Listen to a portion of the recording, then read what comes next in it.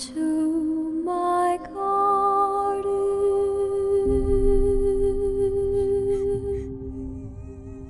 Come play with me.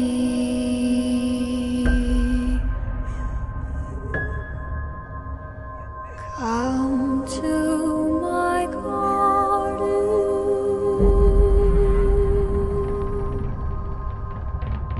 Come stay with me.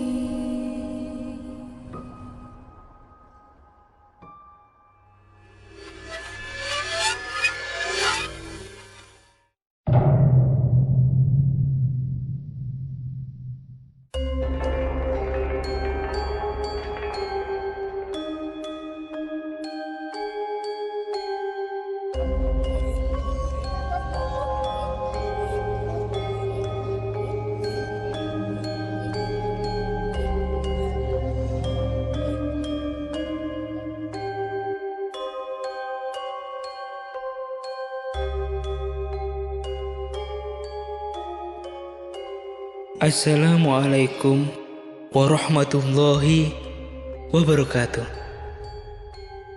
Jumpa lagi bersama saya Ebi di podcast misteri malam Jumat. Pada malam hari ini, sahabat saya Zahroni akan menceritakan sebuah cerita nyatanya yang berjudul Sosok Berbaju Putih. Sebelum kita ke ceritanya, jangan lupa subscribe di YouTube kami dan jangan lupa juga follow di akun Spotify Podcast Misteri Malam Jumat. Selamat mendengarkan cerita Podcast Misteri Malam Jumat malam ini.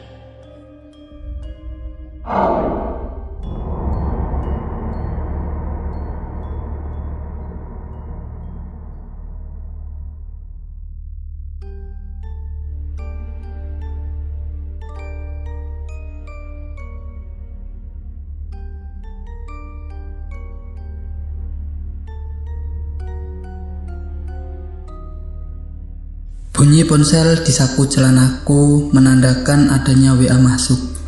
Dan ternyata itu dari Ebi, sahabatku. Posisi di mana, bro? Isi pesan tersebut. Aku pun langsung membalas. Di rumah aja nih. Sini lo main ke rumahku, balas Ebi.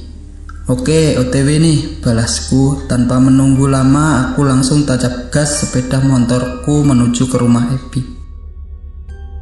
Perjalanan yang lumayan sepi karena pada saat itu sudah pukul jam 9 malam. Kurang dari 10 menit aku pun sampai di rumah Ebi. Karena jarak yang tidak terlalu jauh, ku parkirkan motorku dan langsung saja ku ketuk pintu rumah Ebi. Assalamualaikum. Waalaikumsalam, jawab Ebi di balik pintu itu. Wah, sudah sampai ternyata. Cepat banget, bro, tanya Ebi. Iya nih, tadi setelah dapat WA darimu langsung tancap gas ke sini, bro, jawabku santai. Akhirnya aku pun masuk ke dalam bersama Ebi. Kami berdua ngobrol-ngobrol, tukar cerita dan membahas hal-hal yang akan kami angkat untuk cerita di YouTube. Akan tetapi kami sedang asik ngobrol, tiba-tiba tercium harum yang menyengat hidung. Dan sepertinya bau bunga melati. Ternyata bukan hanya aku yang mencium bau harum itu. Ebi juga menciumnya. Kami hanya diam dan saling pandang saat itu. Sunyi sepi, hanya terdapat suara jangkrik malam itu. Kok aku merinding ya, Bi? Kataku pada Ebi. Ah, sudahlah, tidak ada apa-apa. Mungkin itu hanya bau bunga melati milik tetangga, jawab Ebi. Mencoba menetralkan suasana. Setelah itu kami melanjutkan ngobrol-ngobrol lagi. Sesaat kemudian Ebi mengajakku untuk beli nasi goreng di gang depan rumahnya. Bro, lapar nih, cari makan yuk, ajak Ebi. Ayolah, aku juga lapar, jawabku. Kita beli nasi goreng di depan gang aja ya, tanya Ebi. Oke lah, berangkat, jawabku. Akhirnya kami pergi ke tempat nasgornya dengan berjalan kaki. Karena jarak yang tidak terlalu jauh, di perjalanan aku merasakan hal aneh. Seperti ada yang mengikuti kami di belakang.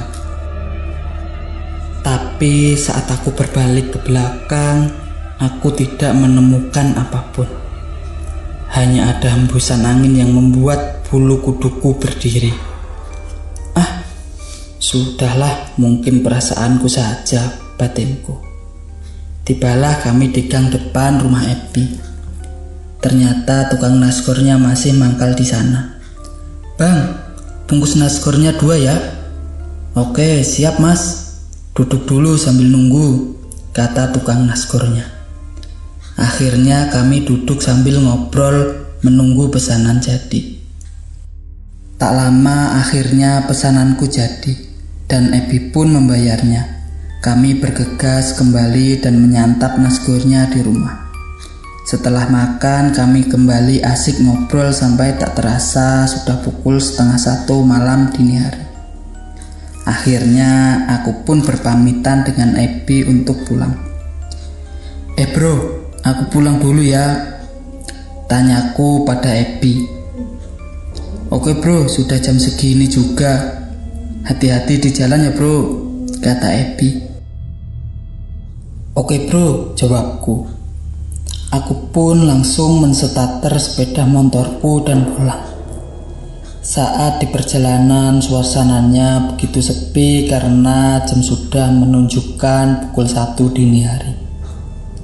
Kesunyian dan hembusan angin yang lumayan kencang menerpa tubuhku, membuat suasananya begitu mencekam sehingga bulu kuduku berdiri.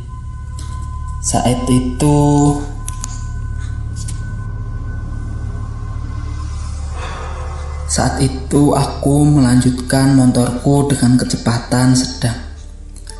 Aduh, perasaanku kok tidak enak gini ya, batinku.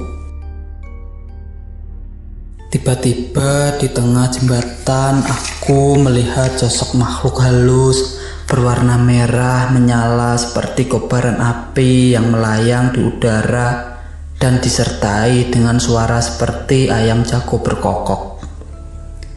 Tapi entah itu sosok apa, aku juga tidak tahu. Akhirnya aku menghentikan motorku tidak jauh dari sosok tersebut. Aku hanya melongo melihat kejadian aneh tersebut. Kaget, shock, takut, semua rasa jadi satu campur aduk. Terbesit di pikiranku ingin sekali aku kembali ke rumah Ebi. Tapi aku mencoba untuk tenang dan tidak takut lagi. Lama-kelamaan sosok merah menyala yang aku pikir seperti Banaspati itu pun lenyap begitu saja di hadapanku. Aku pun masih saja diam mematung. Akhirnya aku sadar dengan tubuh yang masih bergetar, mencoba untuk menstarter kembali motorku dan pulang ke rumah. Sesampainya di rumah, aku mencoba untuk tetap tenang dan aku menceritakan semua hal aneh pada ibuku. Saat itu ibuku sudah tidur dan terbangun ketika aku mengetuk pintu. Dan setelah itu aku pergi ke kamarku untuk segera tidur, begitu juga ibuku. Ku hembaskan saja tubuhku di kasur kesayanganku. Itu tadi apa aku lihat di jembatan? Sungguh menakutkan, keluhku pada diri sendiri. Sudahlah, sebaiknya aku tidur saja, dan aku pun tidur terlelap bersama mimpiku.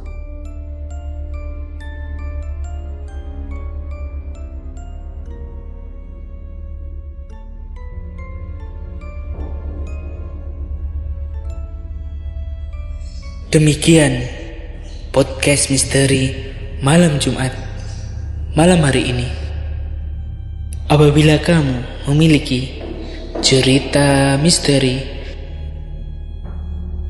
dapat mengirimkan cerita kamu di email kami di zutuban.id@gmail.com.